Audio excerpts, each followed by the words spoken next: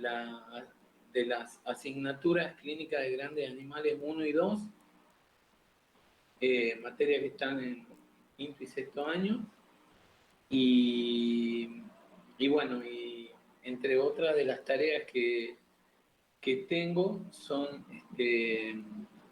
hacer trabajos de extensión y de investigación con Candelaria, el doctor Vícido y la gente de enfermedades transmisibles de rumiantes.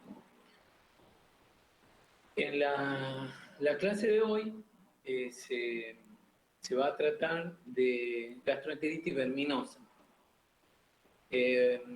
Para desarrollar la clase vamos a hacer, tenemos 2 horas aproximadamente. Vamos a hacer 2 bloques de 55 minutos aproximadamente, si Dios quiere. Y en esto yo les voy a pedir que participen. Vamos a tratar de que si las dudas son amplias o llevan más tiempo de lo que hay para contestar para contestarlo, para desarrollar la clase, vamos a dejarla para otra instancia, o tal vez para una consulta, algo que ustedes necesiten. Así que bueno, necesito que participen. Esta es una enfermedad importante, que la conozcan y pueden encontrar inclusive algunas similitudes en lo que va a ser su ejercicio profesional en otras especies. Así que bueno, voy a comenzar a compartir eh, la pantalla. Antes de empezar, como yo no voy a ver los mensajes, le pediría a Candelaria que esté atenta al chat de algunos de los chicos que no puedan activar el audio. Entonces, me va diciendo, Sí. Bueno, dale. No sé si el doctor Vícido está conectado, pero si está... ahí está, doctor. Bien, bueno, buen día. Bueno, a ver... Buen día. Lo que pasa es que está con problema para conectarme, estamos de acá del campo, ya pongo la cámara. No, está bien, doctor, está bien. Le agradezco. Espera. Vamos a ver.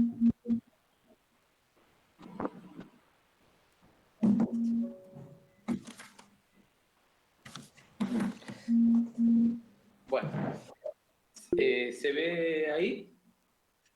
Perfecto. Sí, perfecto. Bueno. Déjenme que busque algo más acá.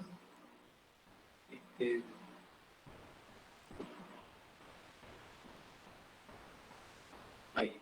Bueno, la clase de hoy se refiere a la gastroenteritis verminosa. Como les dije recién, una de las enfermedades más importantes que tenemos en nuestro medio.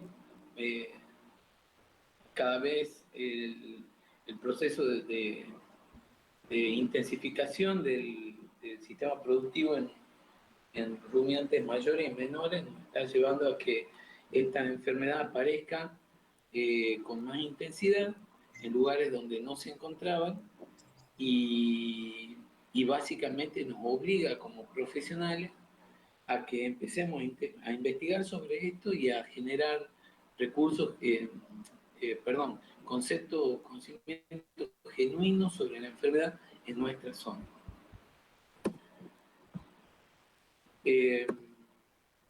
¿Cómo vamos a definir la enfermedad? Empezamos con el primer paso de la descripción de la enfermedad, la definición. Vamos a definir la gastroenteritis verminosa como un proceso inflamatorio catarral, hemorrágico, afebril, que se caracteriza por presentar diarrea, coprostasia, emaciación progresiva, anemia e hipoalbuminemia, trastornos tróficos de la piel, es decir, falla en el crecimiento de la piel o en el desarrollo del ciclo normal de la piel, ¿no? Y bueno, en algunos casos puede llegar a producir la muerte de los animales jóvenes. En esta diapositiva vamos a hay muchos puntos a tener en cuenta. Lo más importante es que es un proceso inflamatorio. Otra cosa que es importante mencionar es que, si ustedes se dan cuenta en las dos primeras frases, la inflamación está caracterizada como la más leve, que es la inflamación catarral, hasta la hemorrágica. Es decir, tiene un amplio rango de manifestaciones clínicas con respecto al tipo de diarrea que produce. Otro dato importante es que es afebril, es decir, la gastroenteritis verminosa, ya lo vamos a ver un poquito más adelante cuando hablemos de la patogenia.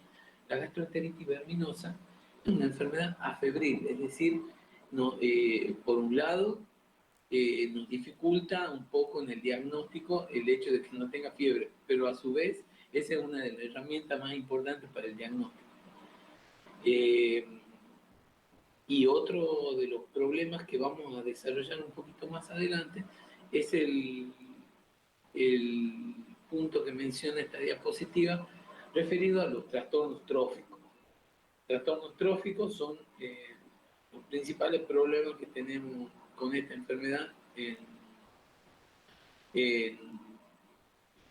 bueno, digamos, en nuestro medio productivo, porque generalmente nosotros vamos a trabajar en un campo para que los animales crezcan y se reproduzcan. Y esta enfermedad hace totalmente lo contrario, ¿no?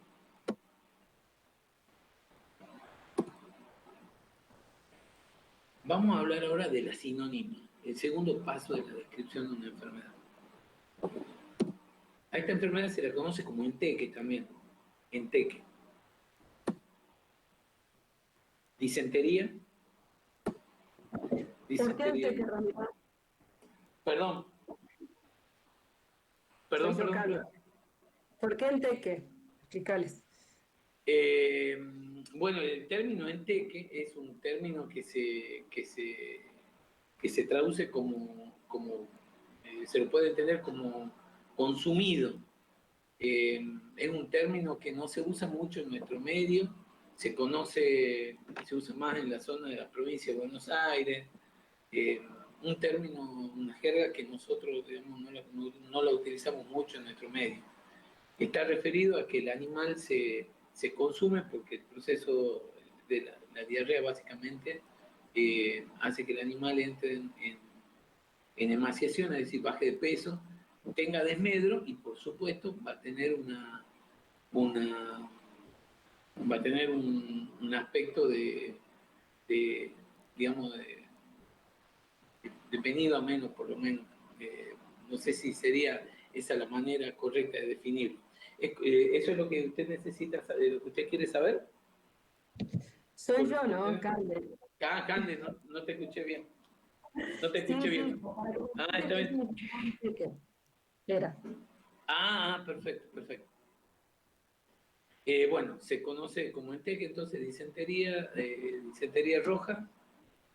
También se la conoce como tricotrongiloidiasis de los rumiantes. En el medio rural ustedes van a escuchar que se lo nombran como churrera, como curseadera. Y bueno, lo más importante de esta diapositiva, ¿qué vamos a mencionar de acá? Que al tener tanta sinonimia, nos hace pensar que es conocida por todos lados. Vamos a hablar de la etiología. La etiología, obviamente estamos hablando de vermes redondos, como se conoce, nematodes, tricostrongilidios, que tienen algunas características particulares que permiten agruparla como una enfermedad, digamos, su característica anatómica, su comportamiento fisiológico y patológico nos permite a nosotros agruparla como una sola enfermedad, si bien hay muchos géneros, muchas familias y géneros parasitarios que producen esta enfermedad. Dentro de esta de la etiología tenemos a la familia, algunos integrantes, les nombro algunos, ¿no? De la familia de los tricotronchilideos, por ejemplo, el género Ostertagia y Hemoncus, Tricotronchilus, Coperia y Nematodirus, integrantes de la familia Ancylostomatidae, como por ejemplo el género Bunostomum, muy importante, especies de la familia Strongilidae. En este caso tenemos uno de los representantes más importantes, que es el Esophagostomum, común en muchas zonas del nodo, no solamente en rumiantes. Integrante de la familia Tricuridae, donde tenemos su representante más importante, el Tricuris, y también integrante de la familia Strongyloididae, y dentro de esto tenemos el Strongyloides. En esta diapositiva podemos ver esquematizado cuáles son los nematodes gastrointestinales de los bovinos. No son todos, pero están en esta diapositiva. Podemos ver en la fila las distintas especies parasitarias, y en las columnas su nombre, la ubicación, el tamaño y la lesión o efecto. En esta diapositiva, ¿qué es lo que vamos a tener de importante? Lo más importante, aparte de que ustedes tienen que aprenderse estos nombres tan particulares, es importante para ustedes que conozcan la ubicación, porque la ubicación del patógeno va a describir tanto el cuadro como su probable evolución. ¿Me entienden? Es decir, ustedes, si tienen, no es lo mismo que un patógeno lesione una víscera tan noble como el abomaso, a diferencia de que lesione un sector del ilio, por ejemplo. Entonces, si va a haber la lesión, produce inflamación. Uno de los signos cardinales de la inflamación, como ustedes ya saben de patología, uno de los signos cardinales es la pérdida de la función. Entonces, por lo tanto, tenemos que suponer que el abomaso va a perder su función, es decir, no solamente la de secreción exógena, sino también la de secreción interna. Y también tienen que pensar que ese tipo de lesión va a tener, por connotación, un periodo de reparación. ¿Bien? Entonces, el periodo de reparación a ustedes le va a permitir interpretar qué tiempo debemos esperar para una respuesta al tratamiento de un animal enfermo. Estamos hablando, obviamente. Volvemos a la diapositiva. Tenemos vamos a tomar un ejemplo, como ejemplo, una de estas especies, Ostertagia en la segunda fila. Ostertagia es un nematode muy conocido, muy estudiado por el tipo de ciclo de vida que tiene. También porque lesiona al abomaso. En este cuadro también figuran las características de la hembra y el macho, obviamente de los adultos estamos hablando, y las lesiones que producen son formaciones nodulares umbilicadas en la zona glandular del abomaso, ¿no? Que a veces la patología macroscópica nos permite inferir por lo menos el diagnóstico, y también nos ayuda a indicar la ayuda diagnóstica para llegar al diagnóstico etiológico. En esta diapositiva estamos viendo los nematodes gastrointestinales de los ovinos. Vamos a mencionar, por ejemplo, podemos mencionar el equivalente biológico de la Ostertagia para el bovino. En bovinos nosotros tenemos a Ostertagia como uno de los patógenos, pero su equivalente biológico En los ovinos es teladorsalgia. Para el ovino es teladorsalgia circuncinta, que también se le encuentra en caprino. También tiene las mismas características de ostertagia, pero bueno, acá yo se las menciono como una particularidad dentro de la diapositiva. ¿Qué es lo más importante de esta diapositiva? Empezar es lo que les dije, pensar en la ubicación del patógeno y el tipo de lesión que produce.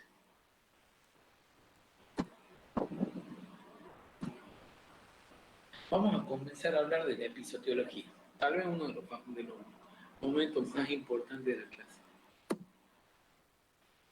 ¿Por qué es importante la gastroenteritis verminosa? Fundamentalmente porque tiene nos produce dos tipos de pérdidas, directas e indirectas, las podemos clasificar. Pérdidas directas, una de ellas es la merma en la ganancia de peso. Supónganse que ustedes están encargados de un engorde de corral, de un feedlot, reciben una tropa de novillos para engordar, y si ustedes no controlan esta enfermedad, probablemente estos animales no ganen peso. Obviamente el resultado del punto anterior es el siguiente, que existe una disminución en la calidad y en el rendimiento de la res, debido a que uno de los efectos que tiene la gastroenteritis verminosa es la disminución de la síntesis de proteína, o sea, consumen proteínas, es decir, los parásitos se alimentan de consumir proteínas del animal, del hospedador. Entonces obviamente el animal va a tener una menor calidad en la carne y va a tener un menor rendimiento en la res, ¿no? Obviamente también si el animal se destina a la producción de leche, puede llegar a haber algún tipo de efecto en este sentido. Para el caso de los rumiantes menores, ocurre algo parecido en la producción de lana y obviamente carne también.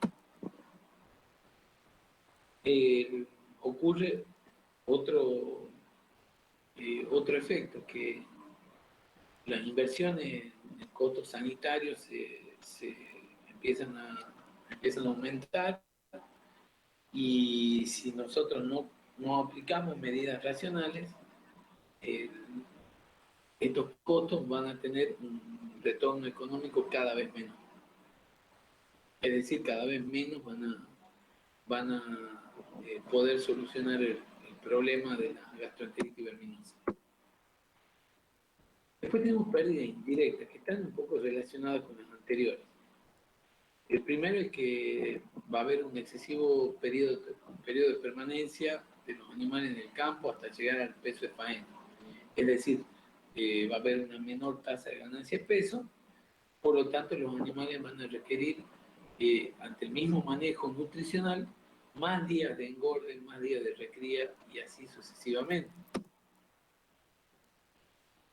Falta de desarrollo corporal adecuado para el caso de las vaquillonas, y esto es muy severo en algunos casos, y en algunos casos discapacita reproductivamente a una hembra. Obviamente va a haber una subutilización del forraje bajo pastoreo, debido a que, ¿se acuerdan que hablamos hace 2 diapositivas, 3 diapositivas, que es un proceso, que la gastroenteritis verminosa es un proceso inflamatorio? Por lo tanto, la función del aparato digestivo, que es digerir y absorber, se pierde. Y entonces la pastura no puede ser aprovechada.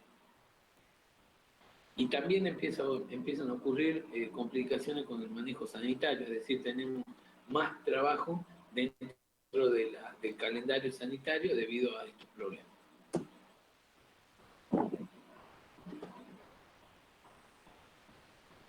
En la episodiología también podemos mencionar el ciclo de vida del parásito. Nosotros podemos dividir primero vamos a clasificar que el ciclo de vida de los nematodes que producen la gastroenteritis verminosa son de ciclo monoxeno, es decir, se llevan a cabo en un solo hospedador. Generalmente el tiempo de ocurrencia es de 3 semanas, pero en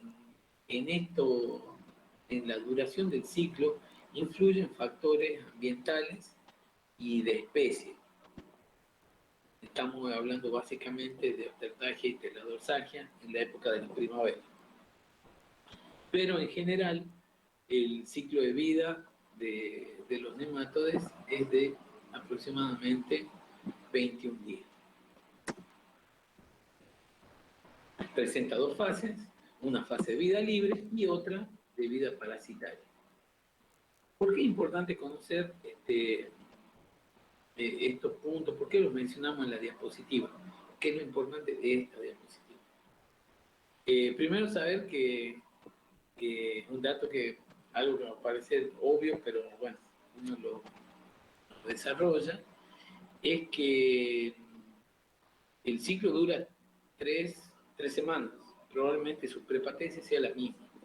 Entonces, cuando a ustedes le realicen consultas sobre el tratamiento en animales jóvenes, neonatos, ustedes saben que un animal comienza a tener efectos de la gastroenteritis verminosa después de los 21 días, después de las 3 semanas, que comenzó a incorporar pasturas. Tal vez este dato parece medio colgado, pero cuando uno empieza a ejercer la profesión, o bien tiene que resolver un caso clínico y tiene que evaluar el plan sanitario que están aplicando en alguna explotación, tiene esta herramienta o este dato que yo les estoy comentando, tiene que ser considerado para saber que los antiparasitarios están siendo utilizados en la mejor manera posible. Me refiero a que a veces los tratamientos antiparasitarios se realizan en animales que no consumen pastura en pie, o que se hacen en animales muy jóvenes, o que se hacen en animales que no tienen acceso al pastoreo, digámoslo de esa manera, ¿no? Bueno, otra cosa importante es saber que los nematodes tienen una fase de vida libre que se lleva a cabo en la pastura, y una fase de vida parasitaria que ocurre dentro del aparato digestivo de los animales. En esta diapositiva esquematizamos donde está la figura de esa vaquillona y del cordero. En ese lugar sería el hospedador, el bovino, el ovino y el caprino. Ahí encontramos a los adultos copulan, eliminan sus huevos a través de la materia fecal. La materia fecal cae al suelo, contamina la pastura. Dentro de esa materia fecal ocurren cambios de metamorfosis larvaria del huevo hasta larva 3, larva de tercer estadio, que es la larva que ustedes la conocen como larva infectante. La larva 3 sube a la pastura y en algún momento del día se dirige a la parte más alta de la pastura, y en ese momento espera ser consumida o incorporada nuevamente por los adultos, por los hospedadores, perdón. Una vez en el aparato digestivo, bajo los efectos de los jugos gástricos, el ácido del jugo gástrico disgrega a la vaina de quitina que tiene la larva del tercer estadio y permite que ella continúe su evolución larvaria hasta llegar al estadio de adulto, y de esa manera se cierra el ciclo parasitario.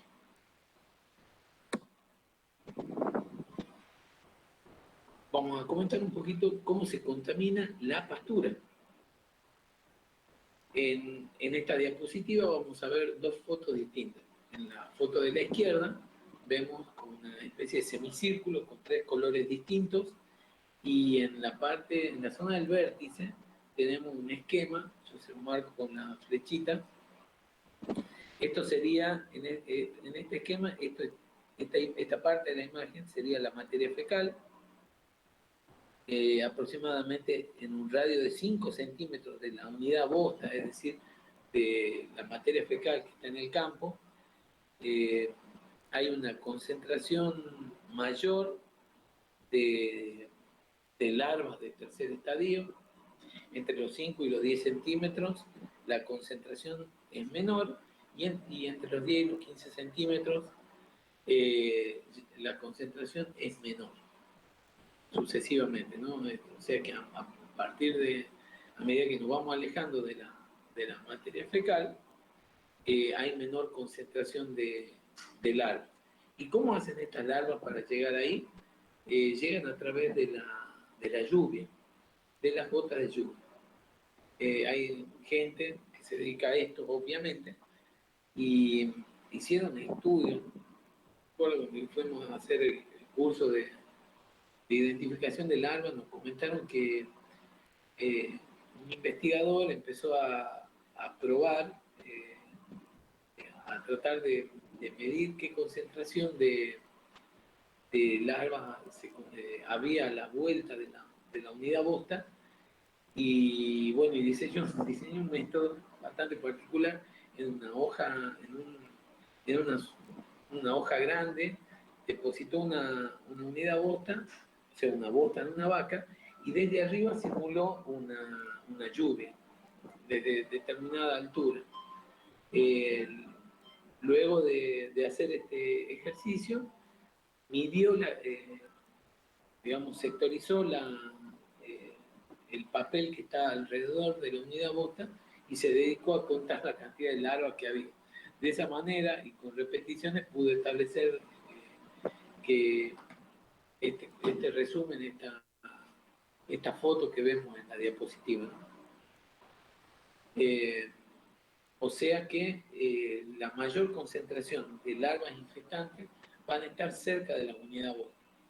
Por otro lado, en la foto de la derecha, vemos cómo están distribuidos en la misma planta, cómo se distribuyen las larvas. La mayor cantidad de larvas va a estar en los primeros 8 centímetros de la planta, los primeros 10 centímetros. Muy pocas larvas van a encontrarse entre los 10 y los 20 centímetros, 10 y 15 centímetros, perdón, y mucho menos entre los 15 y los 20 centímetros. Esto generalmente se explica por el efecto de la radiación solar y por la labilidad que tienen algunas larvas para vivir en el ambiente, ¿no? Un ambiente extremo como el verano del norte argentino. ¿Qué es lo importante de esto, de esta diapositiva? Reconocer que alrededor de la unidad bosta, alrededor de las bostas, los animales, va a haber una gran concentración de larvas infectantes. Que es lo mismo decir que si nosotros tenemos un potrero que se sobrepastorea o que tiene una alta carga animal, va a haber una alta concentración de bosta y obviamente va a haber una alta contaminación con larvas infectantes. De la misma manera podemos intuir que una pastura de crecimiento cespitoso, es decir, como un césped, como la que vemos en la foto de la derecha, va a tener mayor probabilidad de infectar a un bovino cuanto menos oferta forrajera haya. Es decir, cuanto la planta sea más alta, va a haber menor probabilidad que los animales incorporen larvas de tercer estadio. Y va a ocurrir lo contrario también, es decir, cuando la pastura sea baja, puede llegar a producir mayor infestación en los hospedadores. ¿Por qué es importante esto? Y también haciendo un resumen, aparte de recalcar lo más importante de la diapositiva, lo importante para nosotros es que Ustedes saben que en lo que es producción de carne, y más, digamos, con más importancia, ¿no? En lo que es producción de carne, en producción de carne nosotros basamos la recría de los animales utilizando, con el uso, digamos, nos basamos en el uso de pasturas megatérmicas.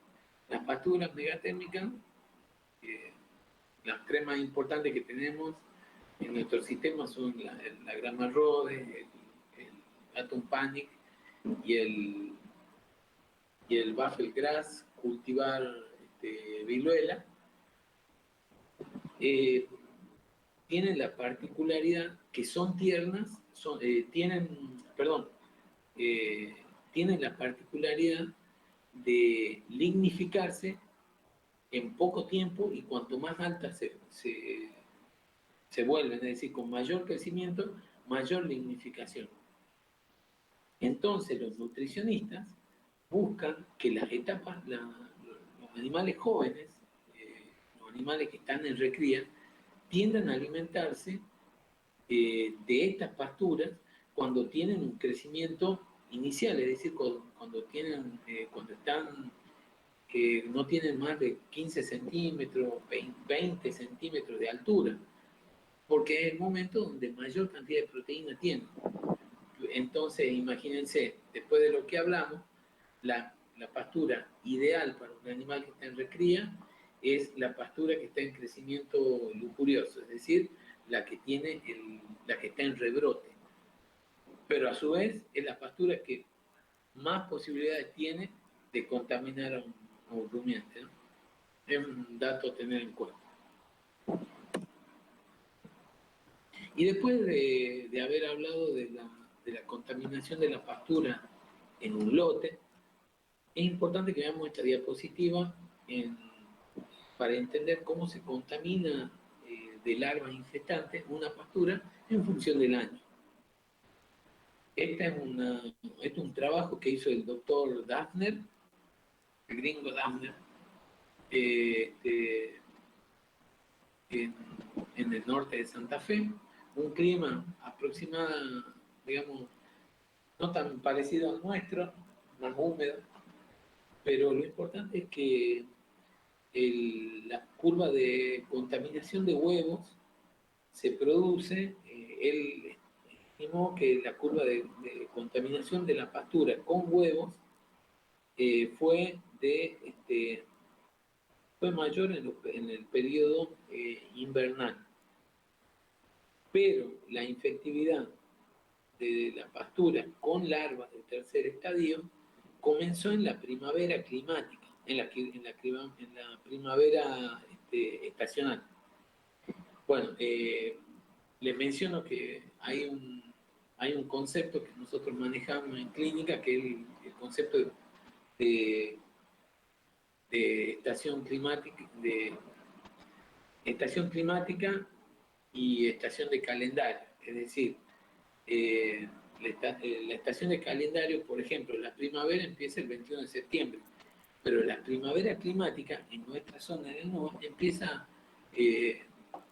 después de octubre. Es decir, ustedes imagínense que hace un mes recién empezó a llover, un poquito menos, entonces nosotros realmente ahora estamos en la primavera climática, pero estamos en el mes de octubre ya por entrar, ya digamos terminando la primavera, así que la primavera del calendario, ¿no? Así bueno, quería recordar o explicarle este concepto.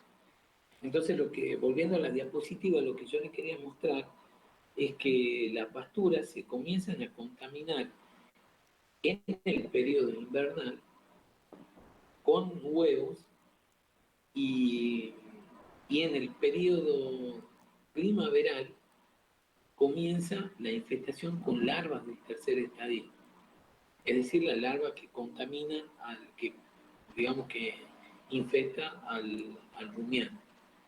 Esta curva decrece hasta los meses de mayor oferta forrajera, que es en el otoño, y probablemente en esta diapositiva se esté explicando que a mayor oferta forrajera hay una un menor patrón de contaminación de las pasturas, es decir, es menos representativa la carga de huevos y larvas en la pastura, ¿no? También es importante reconocer de esto que si nosotros en una determinada zona donde nosotros trabajamos podemos reconocer este patrón o podemos descubrir cuál es el patrón de contaminación e infectividad de las pasturas, podemos utilizar a los antiparasitarios como una herramienta de control más efectivo, es decir, vamos a saber en qué momento podemos utilizar un antiparasitario, una especialidad veterinaria como una ivermectina, más conocido, un benzimidazol, en qué momento del año va a tener mayor efecto. Es decir, si nosotros aplicamos un antiparasitario en la época de septiembre, eso va a hacer que disminuya la carga parasitaria y obviamente la pastura va a tener un patrón de contaminación mucho menor. No sé si se entendió esta diapositiva. Cualquier cosa me dicen. Profe, buen Sí, día. sí, bueno. En este caso se relacionaría la contaminación de huevo y después que pasa el larva por el aumento de la temperatura, o sea, eso favorece la explosión del huevo a la fauna. Claro, claro, por supuesto. Por supuesto, está relacionado a condiciones ambientales. Acuérdese que, digamos, la eliminación de huevos al ambiente eh, va, va a estar representado va a estar forzado por factores ambientales, básicamente. Condición corporal del animal, o sea, condiciones inmunológicas del animal y algunas condiciones del ambiente, como por ejemplo, consumir pasturas de poca oferta forrajera y de poca calidad forrajera. Entonces, eso va a influir en forma negativa al sistema inmune y el sistema inmune no va a tener muchas posibilidades de controlar la multiplicación de los adultos que están en el aparato digestivo. Entonces, probablemente en las épocas de menor oferta de forrajera en calidad y en cantidad, probablemente tengan un efecto negativo en los animales y positivo en el patrón de contaminación de una pastura. Y más o menos, ¿qué tiempo viven, o sea, se mantienen en el ambiente? ¿Pueden pasar de un periodo a otro? Mire, le cuento, en el ambiente, si usted le da las condiciones ideales, por ejemplo, la heladera de una casa de familia, no voy a decir cuál, puede llegar a vivir hasta 2 años las larvas de tercer estadio.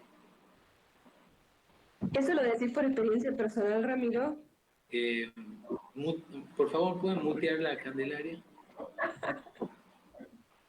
Sí, aproximadamente hasta 2 años pueden llegar a aguantar mientras no se congele el agua y estén siempre digamos, en un tubo con suficiente agua, las larvas soportan bastante tiempo, ¿no?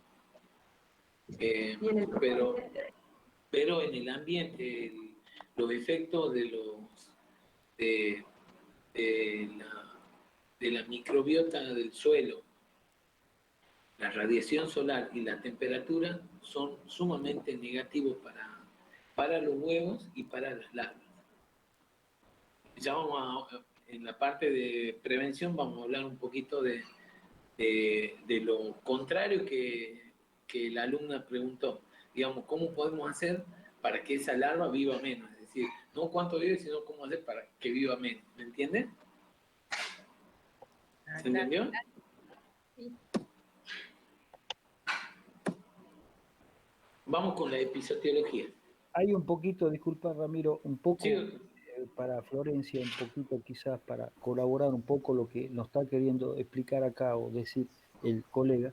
Es un poco, chicos, que no todos los años son iguales, por lo tanto un año que es muy húmedo esa población que él marcó con esos gráficos va a tener un crecimiento un poco atípico, saliéndose del promedio, que es lo que nos mostró recién en el gráfico. Entonces, los años muy húmedos, podemos tener mayores cuadros clínicos que aquellos años de mucha sequedad y de falta de agua. Un poco ese concepto macro sería más que o sea, siempre les digo, nosotros a través de las clases damos tips, pero todo eso necesita de una interpretación, ¿no es cierto? No damos receta.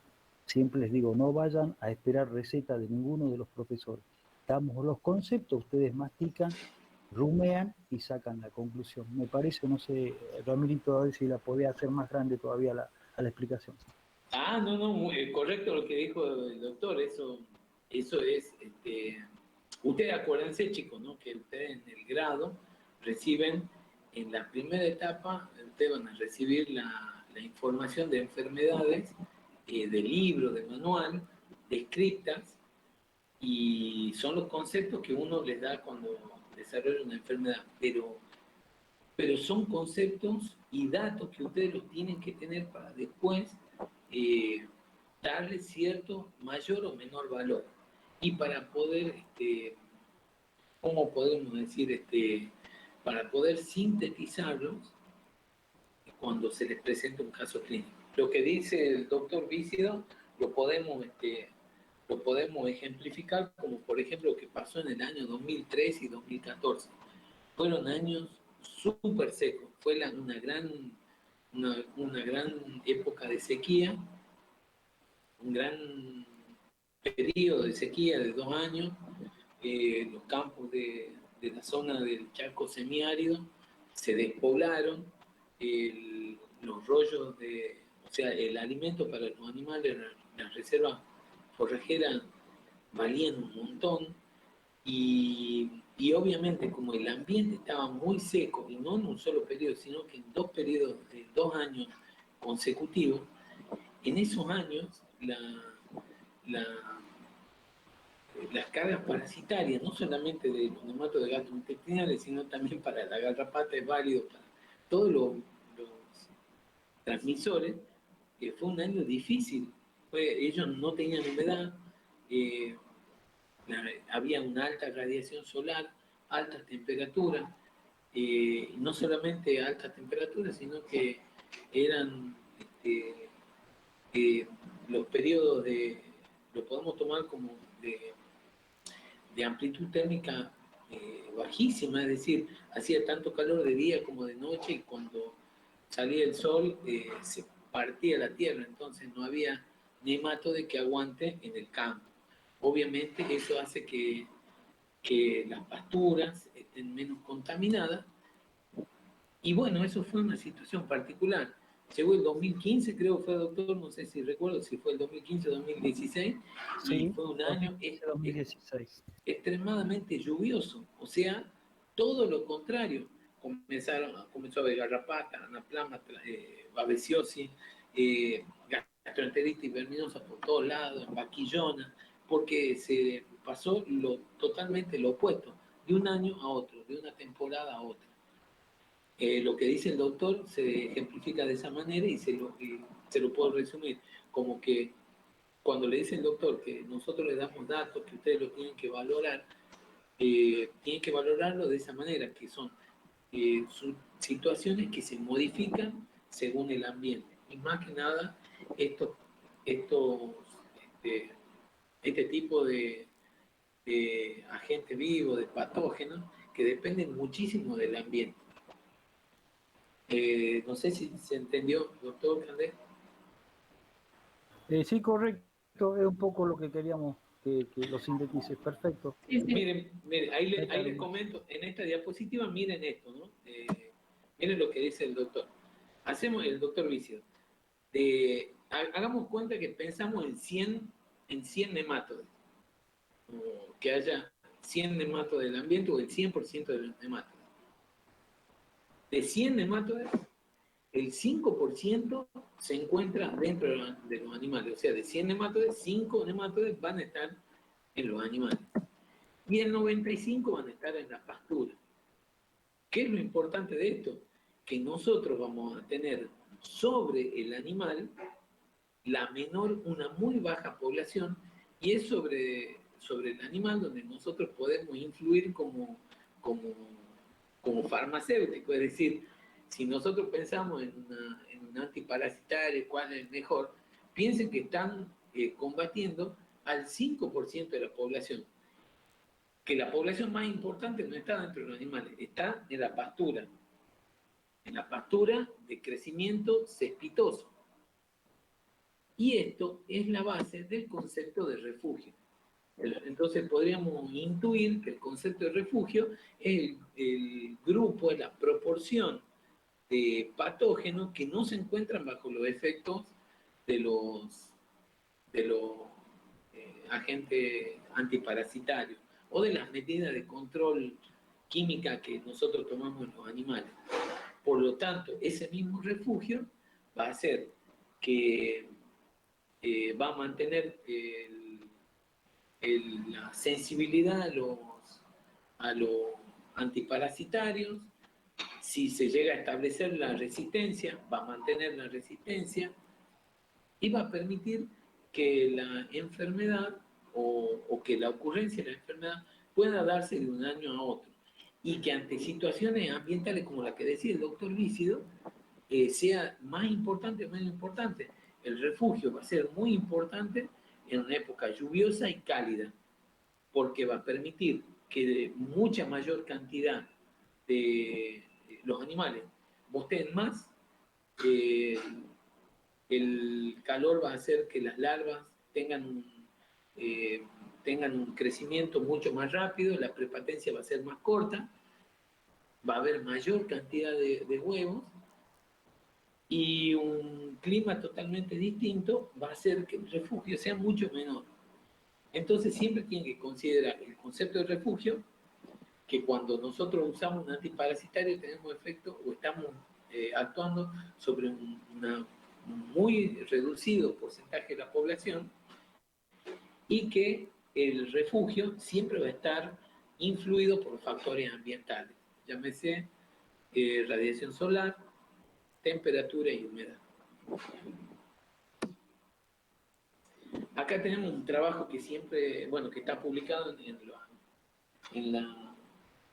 el cuaderno, en el cuadernillo de divulgación del doctor Fiel, un trabajo que han hecho en el NOA unos técnicos de INTA, y vemos la distribución en el NOA con respecto a los géneros parasitarios. Y están ordenados de mayor a menor proporción o moda de aparición en las muestras de distintos grupos de animales. ¿Cómo se lee esta diapositiva? Que, por ejemplo, Esophagostomus estuvo en el 90% de las muestras de los animales parasitados. Hemoncus en el 89%. Coperia en el 74% de los animales muestreados. El Trichotronchilo axei en el 67% de los animales, de las muestras, perdón. Ostertagia en el 50%. Ustedes tomen este dato importante de Ostertagia. Trichuris en el 43% y Bunostomum en el 14%. ¿Qué es lo importante de esta diapositiva? Que uno de los nematodos que produce de mayor importancia en pérdida y que puede llegar a producir la muerte, que es Hemoncus, estuvo en casi el 90% de las muestras que se tomaron de los bovinos, en el 90%. Y Hemoncus es un patógeno sumamente dañino, digamos,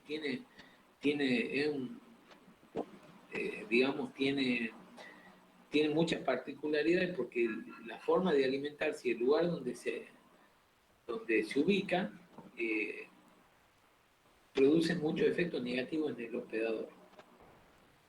Lo otro importante es Ostertagia. Durante mi formación, no sé si para ustedes chicos, para Candy y el doctor Vícido, que nosotros venimos formados de otras latitudes. Yo estudié en Esperanza, y en Esperanza, en un clima clima templado, invierno frío, donde Ostertagia, nos enseñaban en parasitología que Ostertagia era un patógeno de las zonas templadas y que hacía su show entre el invierno y la primavera. Pero también Sí, se sí. encuentra, claro, No, yo estudié la UBA en esta parte y también se lo decían así. claro, o sea, en Sí, mi formación prácticamente ni se consideraba Ostertagia como un patógeno, y está presente en la mitad de las muestras. Es más, nosotros sí, tenemos algo de información no publicada que en zonas muy cercanas a la capital de Tucumán tenemos estos patógenos. sí, te quería comentar que Ostertagia, Sí, sí, perdón, yo interrumpí a alguien. yo estudié en Río Cuarto y el patógeno a estudiar dentro de la parasitología era Ostertagia por esa gran capacidad, esa gran plasticidad que tiene Ostertagia de hacer ese ciclo inhibido por 4 o 5 meses, donde pasaba el invierno y te venía la primavera lluviosa, húmeda y te daba unos golpes patológicos más o menos, ¿no? O sea, ella era una gran estratega a la hora de estar adentro del animal y jugar con el clima en el exterior. Por eso es tan agresiva y se la estudia tanto, ¿no? Ahora, veía unos trabajos más recientes, no sé si lo compartes, Ramiro, pero que se Sí, está como readaptando al NOA, ¿viste? O sea, la estamos encontrando con más frecuencia en los campos de Chaco, en Corriente también se va cada vez afianzando un poco más, es como que está tomando una mutación y una mejor adaptación también a los climas más rebeldes, más calientes, digamos, ¿no es cierto? Eso es lo que uno ve en los trabajos últimamente. Eso sumado al mal uso que hemos tenido estos últimos 20 años de los desparasitantes, que supongo que más adelante hablarás, hará un comentario del tema, pero es sí. sumado a eso, realmente vamos a estar en problemas serios, creo, en la próxima década para tratar las cargas parasitarias importantes. Sí, correcto, doctor. Inclusive, hace poquito, creo que yo les comenté a Candel, no recuerdo bien, el doctor Fiel, la gente del equipo de diagnóstico de, de Tandil, ellos hicieron una jornada donde hablaron sobre Ostertag, o sea, es algo sumamente importante, le dan mucha importancia a los patrones de inhibición, se desconoce aún cuáles son, no se conoce eh, cabalmente cuál es el factor que determina los patrones de inhibición de ostertagia. Eh, Se presumen muchas cosas y el objetivo de ese equipo de investigación, imagínense, y es a nivel mundial que se lo estudia. También se estudian los mecanismos de generación de, ese, de esa especie, los mecanismos de generación de resistencia, que se determinó, bueno, ustedes ya saben que el mecanismo para resistencia a la ivermectina, la lactona macrocíclica, es genético ya, es genético, es decir, está codificado genéticamente, pero se desconoce, eh, así digamos, precisamente cuáles son los factores que influyen para que se originen todos estos procesos, ¿no? Cada vez son los temas que más se estudian en parasitología, así como en producción animal. Ya se llegó a un techo en lo que es desarrollo de drogas y todo para fertilidad, y ahora el 90% de los temas son de bienestar animal. En parasitología a ostertagia y dentro de eso a los patrones de inhibición larvaria y a la resistencia antiparasitaria es a lo que más importancia se le da en el último tiempo, ¿no? No sé si algunos de ustedes lo comparten, pero yo que estoy por ahí viendo algunas cosas de parasitología, lo que sale, eso es lo último, lo que se está investigando, a donde están apuntados los cañones de los equipos de investigación. Bueno, pasamos a ver el último de los conceptos episotiológicos. Y un poco repasar lo que vimos antes, que cuando hay una alta carga animal, va a haber un alto riesgo. Imagínense que si nosotros tenemos un HPG de 50, o sea, 50 huevos por gramo, un HPG de 50 nos da que va a haber 50.000 por kilo, y si un animal botea 8 kilos, se va a eliminar por día 400.000 huevos. Perdón, claro, por animal por día. Eso es la cantidad de huevos que se eliminan por día. Imagínense el efecto deleterio que tiene el ambiente sobre los huevos, para que, digamos, para disminuir, o más bien el ambiente sobre los huevos para destruirlo y disminuir la carga parasitaria. Esto es un poco el ejemplo de lo que dijo el doctor Vícido hace unos momentos, que el ambiente determina, o es uno de los mayores determinantes de las cargas infectantes de una pastura. Por último, en este momento de la clase, Cande, yo quería pedirte que por favor podrías compartir esa imagen de esa larva 3, la larva de tercer estadio, perdón. Sí, ahí va. A ver, espera.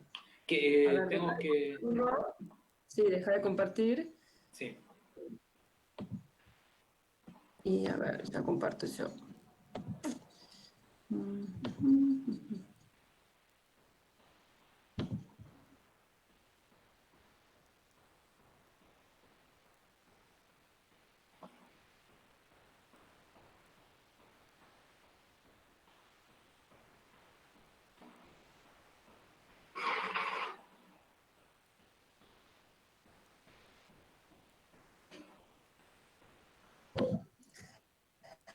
Ahí va.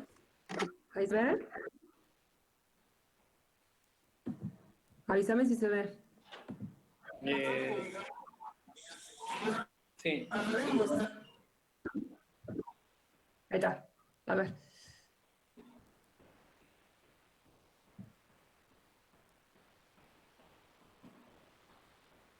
Hasta que enfoca Lo puse sin sonido. Sí, hasta que enfoca la Laurita Chocobar, se pasa un tiempo, pero bueno, ellos saben. Ahí. Ahí se ve bien. ¿Ven cómo se mueve la larva? Vamos. Bueno. Sí, Doc, sí, se ve. Yo lo que quería ejemplificar con esto es que ustedes, no sé si impactante decirlo de esa manera, pero uno toma una conciencia un poco mayor cuando ve la movilidad que tiene estos gusanitos, las ganas de vivir que tienen, y obviamente los líos que arman después, ¿no? Es una larva de... Eso era Coperia, acá del módulo Caprin.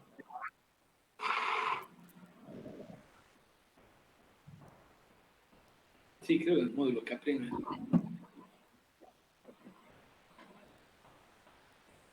Bueno, por ahí capaz que podemos compartir, Cande. Después le subí el video, les pasé el video a los chicos que vean la larva, que tengan el video.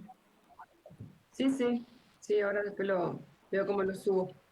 Obviamente no se puede hacer ticker, nada de eso, nada de esas cosas que hacen ahora. Bueno. ¿Compartí de vuelta si querés? Sí. Ahí comparto la...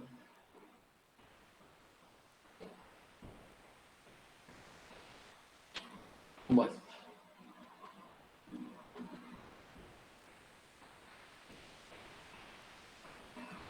Avísenme cuando se vea. Ahora se ve, profe. Ahí estamos. Listo.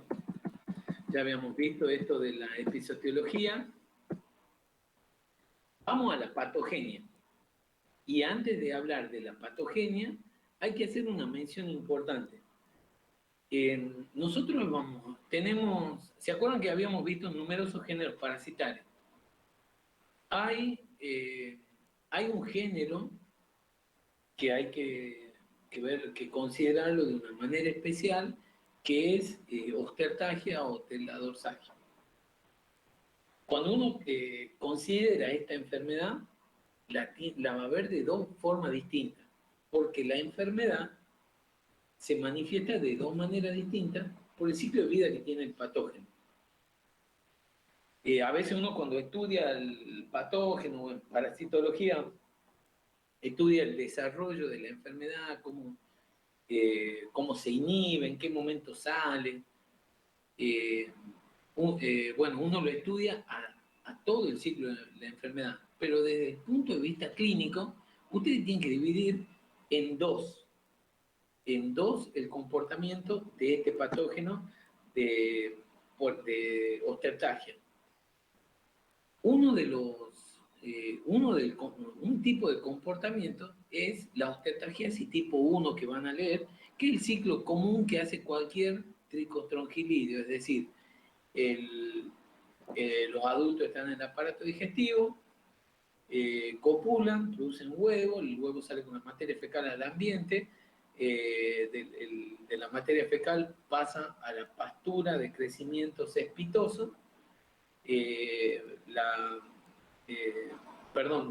huevo se muda a larva de tercer estadio, la larva de tercer estadio infesta a la pastura, crecimiento cespitoso, de esa manera es incorporada al hospedador de nuevo, la larva de tercer estadio se libera de su vaina de quitina en el abomaso y muda a adulto y cierra el ciclo.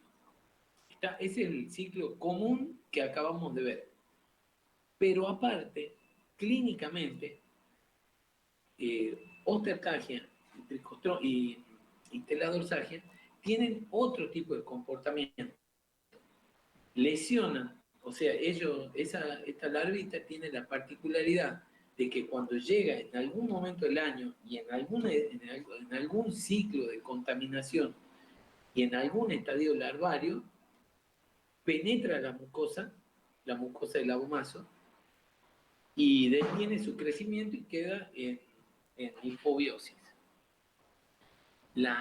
Esa entrada y la posterior salida hacia la luz del aparato digestivo produce dos cuadros distintos, clínicos, similares y malignos, porque puede llevar a la muerte de un animal. Entonces, quería hacer esa consideración para que ustedes sepan y no se hagan un rollo cuando estudien a la enfermedad. Entonces, ustedes, para el caso de ostertagia, van a tener el cuadro común, afebril, que solo tiene el efecto deleterio de la diarrea, de la pérdida de peso, y todo lo que venimos nombrando para la gastroenteritis verminosa. Pero aparte, esta especie puede tener otra manifestación clínica, ¿no? Entonces es como que, y en esa manifestación clínica nosotros la podemos ver dentro de los casos de muerte súbita. Es como para que ustedes tengan una idea y puedan aclararse que clínicamente a este patógeno lo podemos ver de dos puntos de vista distintos. Dicho esto, vamos a la patogenia. Los hematoides tienen tres características. La hematofagia. Profe, Sí. no me quedó muy claro cómo lo dividía estas dos partes. O sea, hay una parte en donde hay un ciclo normal que es el que nosotros estudiamos cuando estamos estudiando las parasitosis, y después es la otra parte en donde hace daño al tejido del huésped. ¿Era así? Claro. El ciclo, el patógeno, o sea, la ostertagia, lo va a cumplir siempre, va a ser el ciclo común, y en algún momento de su vida, en algún momento del ciclo de infestación, es decir, el huevo que salió hoy, dentro de 3 semanas vuelve a entrar como larva, y en esa larva que salió hace 3 semanas, ahora ya no quiere transformarse en adulto, quiere que como larva de cuarto, quinto estadio, meterse en la mucosa abomasal. ¿Me entendió? Sí, Y sí. después de eso hace su hipobiosis, después emerge de la mucosa abomasal. Ese es el ciclo de ostertagia que usted lo tiene que estudiar. Pero cuando veamos la clínica, que ahí es donde viene el problema, no ahora cuando usted lo tiene que estudiar, en clínica. Cuando ustedes entiendan clínica, tengan que interpretar la manifestación clínica de este patógeno, lo van a ver por un lado, como ese patógeno que produce una pérdida de peso, una enfermedad afebril, con anemia, con diarrea, y por otro lado va a tener un curso de muerte aguda o sobreaguda, muerte súbita, es decir, un animal que pega un cuadro febril elevadísimo y a veces inclusive usted solo lo encuentra muerto. Por eso se lo considera como un síndrome de muerte súbita. ¿Me entienden? Entonces, por ahí, a veces cuando ustedes repasan parasitología para estudiar clínica, se dan con que, bueno, ¿y cómo que la osteoartritis produce fiebre? Sí, habíamos dicho que la gastroenteritis verminosa es una enfermedad febril. Es por la distinta presentación clínica de este patógeno. No sé si se entendió. Doctor, ¿y de qué depende eso? ¿De que siga un camino o el otro, el nemato de este? No. El nematodo hace su ciclo. Las primeras reinfestaciones, los adultos, digamos, la larva llega a adulto, pero en algún momento del año o en algún momento en algún ciclo de infestación, la larva no muda, sino que se mete en la mucosa, ¿me entienden? Ahí Pero no hay un eso es lo que yo factor que le... desencadene esto, digamos, que se meta a la Eso mucosa se o no. llama, eso es lo que le comentaba, que los patrones de inhibición todavía no están aclarados del todo, ¿me entienden? Ah, bien. Cuando yo me refería a patrones de inhibición, es lo que le estaba comentando. En general, los animales más jóvenes van a tener menor carga parasitaria de las larvas en la mucosa abomasal, en el abomaso, en la intramural, digamos, dentro de la pared del abomaso. A medida que se van haciendo más grandes, van teniendo reinfestaciones y va a haber mayor cantidad de, de parásitos en la pared del abomaso. Por eso, en general, la muerte súbita por osteoartritis se da en animales de adultos, digamos, cercanos a los adultos, un animal que ha tenido varias reinfestaciones, ¿me entienden? ¿Se Sí, entendió? perfecto. Sí. Gracias. Sí, profe, gracias. Vamos a la patogenia rápidamente. Entonces, vamos a resumir como que estos patógenos tienen tres maneras de hacer daño. La hematofagia, obviamente se alimentan de sangre, algunos.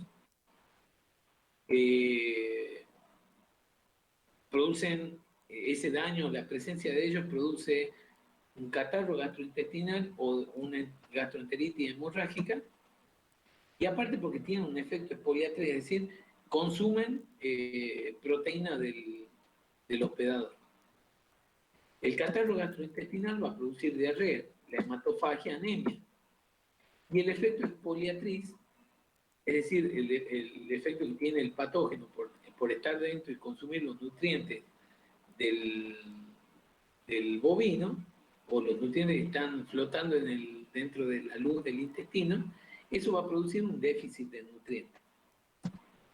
Obviamente, la diarrea, la anemia y el déficit de nutrientes van a producir una disminución en la producción. Por eso decíamos en la patogenia cuáles eran los efectos más importantes. Y bueno, uno de ellos es la disminución de la producción.